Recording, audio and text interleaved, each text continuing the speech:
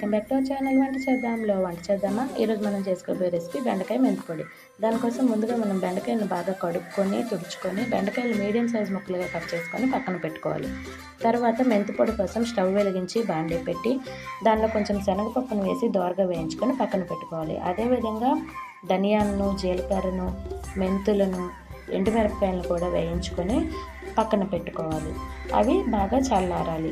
ఈలోగా మనం బాండీ పెట్టుకొని అందులో కొంచెం ఆయిల్ వేసుకొని ముందుగా తరిగి పెట్టుకున్న బెండకాయ ముక్కలను అందులో వేసి అవి కొంచెం వేగాక అందులో 1 కప్పు వరకు చింతపండు రసాన్ని వేసుకోవాలి.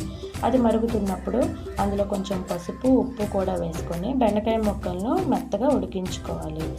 బెండకాయ ముక్కలు ఉడికిపోయిన తర్వాత వాటిని తీసి పక్కన పెట్టుకోవాలి. తర్వాత ముందుగా మనం సిద్ధం చేసి పెట్టుకున్న దినుసులను మిక్సీలో వేసి మెత్తగా పొడి చేసుకోవాలి.